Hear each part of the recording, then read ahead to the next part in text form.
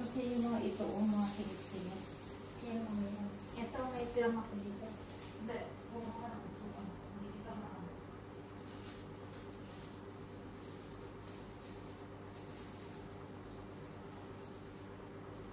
Ay, hindi ka natin napatay yung ano. Ayaw nga pala yung UV. mamaya na. Maabot ko naman. Kasi hindi ko abot to eh.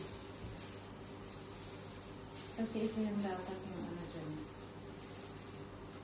Ito na ba yung pinakatodo ng ilaw natin? Kaya ko na-realize hindi pa ba siya.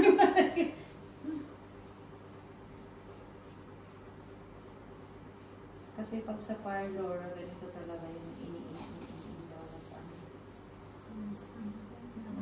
Anong ano to?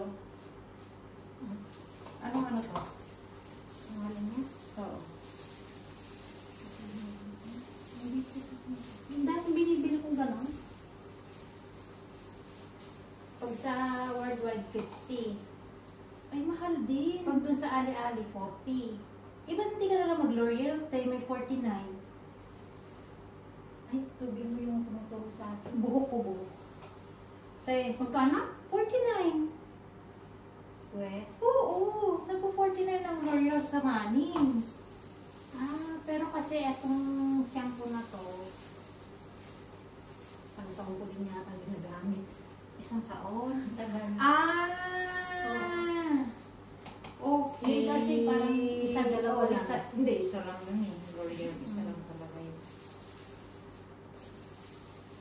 Pero yun nga lang, parang hindi naman siya matagal. Yung L'Oreal naman kasi medyo matagal. Yung doon sa sa Japan, di ba yung ang dating binili, nakabili ako dati nung nag-sale, hindi nga tumalab sa gusto.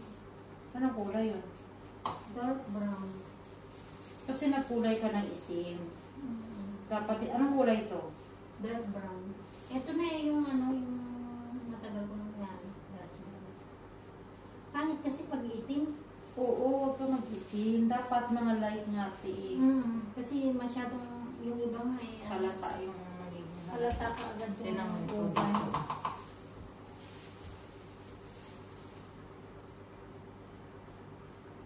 Wala, magsigasan ako ngayon. Nakikita ko yung sale. Super na. Hindi ko na nga tapon ko yung tain niya. Ngayon, hindi ko na-shoot. Siyempre lalapit kami sa basurahan. Oo, ayaw niya talaga nag-iilakan kami doon. Ngayon, kamay ko gano'n. Anong tigas niya pa naman? Subukan mo siya tingin ano? Sigawan.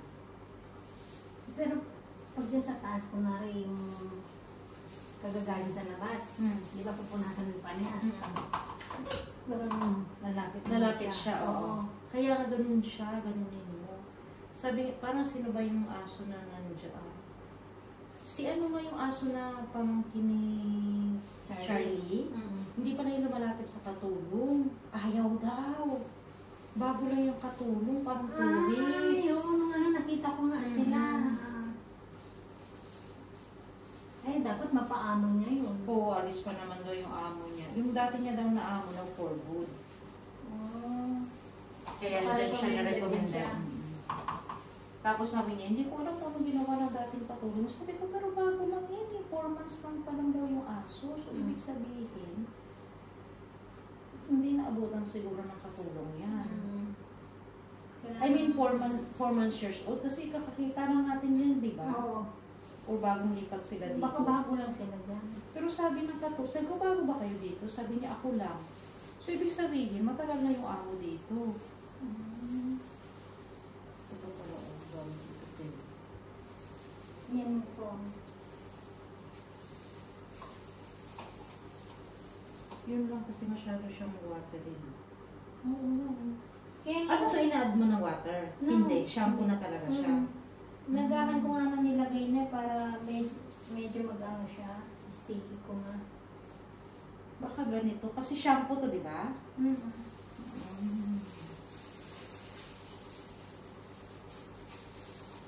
Pero sa bagay, puputulan mo natin dito. Ito yung mga white clothes. Pero na talagang nilipot. Pero hindi ka napapabunot eh. Hindi.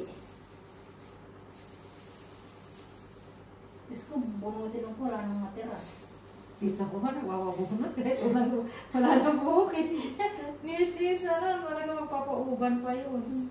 Dati nga ano, kati, magsusuwid pa ako, kala ko may kuto na ako. Yung paano pag tumutubo? Pero ngayon hindi na kumakate. Hindi na. So una lang yun.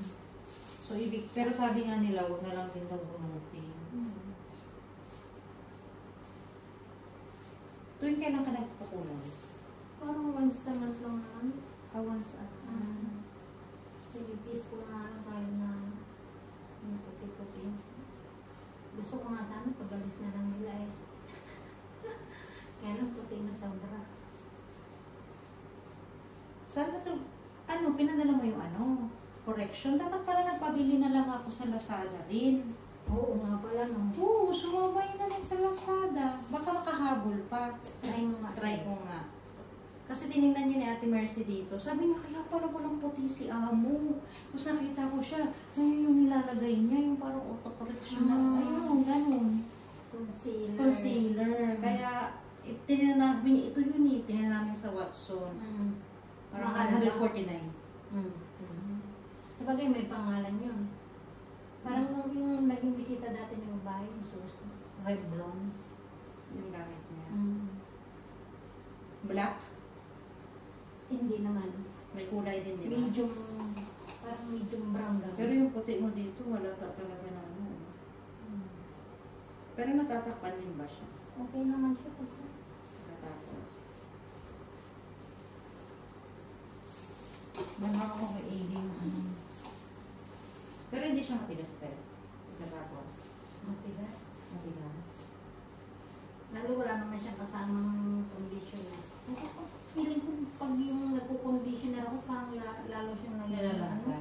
Try mo kasi yung conditioner ko. Ang pangit niya, parang... Try mo ba yung conditioner ko? I-try mo kaya. Parang steel wool. I-try mo yung conditioner ko. Hindi siya pang palagas ng buhok. Subukan mo mamaya. Gamitin mo. Pag naubos yan, saan ka bibili ng ganyan? Sa Lanfong. Nakita ko eh. Lanfong? No, Lanfong. Oh. Parang $49. Oh. Tinan mo. Subukan mo yan mamaya. Tapos medyo damihan mo lang siya kasi medyo siya eh. Pero tagal niya ako ubos. So, tagal ko na yan binili diba sa ukay? Oo. Baka buo yan. Wala kang bawas. Bago pa talaga yan. Pero I mean, ibig sabihin, matagal siya maubos. Lagi ako nagpo-conditioner araw-araw. Hindi naman ako nagsha-shampoo eh. Once a week lang siguro. Minsan, Ako, once a week na shampoo, once a week na conditioner. Ako, hindi talaga. Once lang ako mag-shampoo. Taranay ko nga yung keratin na yun, kala ko gaganda yung buhok ko eh. Parang may steel wool lalo. Pangit lang dahil. Ibabad mo kasi, binabad mo. Tama na, oo. Tapos maglibag-libag muna ako. Sa habang ko. Ano magtataw si Pedro. Parang proud na proud pa siya sa dala niyang light jeans. Kuha kayo. Lagay sa lap niyo. Pero nakakatawa man siya, no? Kahit kahapon, hindi niya sabi niya, dito ko lang muna important sa akin. Okay lang sir. Wala ka sa'yo naman yan. Kaya hindi ko na ginagawa. Tapos sabi niya, kaya yung pagpasok niya, hindi na yan. Sir, yung pala ang gusto niya tawagin, Nikita. Jeanette Magtayan. Ikaw ba lagi yan? Naligtas niya. Sabi ko sa'yo eh. Pero call ko yan siya lagi. Pag nandiyan na yan siya, malapit, makita ko na pinantar ko na yung sasakyan. Ay, sir? Ay, sir? Parang ganyan yan siya palagi. Parang kaya minsan, parang din ako sa kanya. Parang kawawa ba? No? Pag i-anihin mo rin, pero pag yung nag-aano na sa'yo, nakakairita. Basta pag mabait lang siya, nakakatuwa naman. Nakakairita talaga pag gano'n. Pag yung sinusumpong siya. Minsan hindi ko na rin pinapansin pag makita ko yan. Oo. Pero hindi naman pinapansin. Saan niya tayo? Kanina kami si nakaupo siya. Nagsalampak ba din sa may pinto ng toilet. Biglang baba yung matanda. Walang tsinelas. Kunwari, kung ano nang na paano ka? Sabihin ko na. Kunwari lang ako. Tumpaan.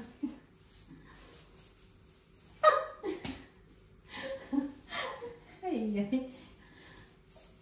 Bigla-bigla pa naman siya. Kaya ang hirap kaya rin matulog sa sasakyan nang alam nila kung saan ka nakapark.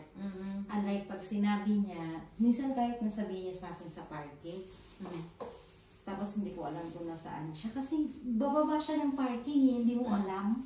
Tapos ganun ka doon? My goodness!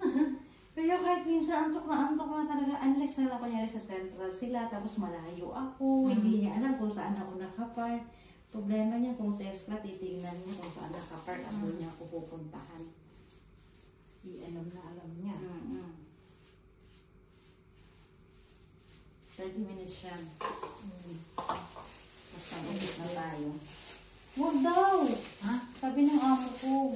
Ay, ganun. Kasi papasok yung chemical sa ulo mo. Hilutin naman natin to eh. Hanggang saan? Ha? Gupit. Basta bawasan mo lang naman. Bawasan o iksian talaga? Hindi Napangit na lalo pag may simbok ko. Hindi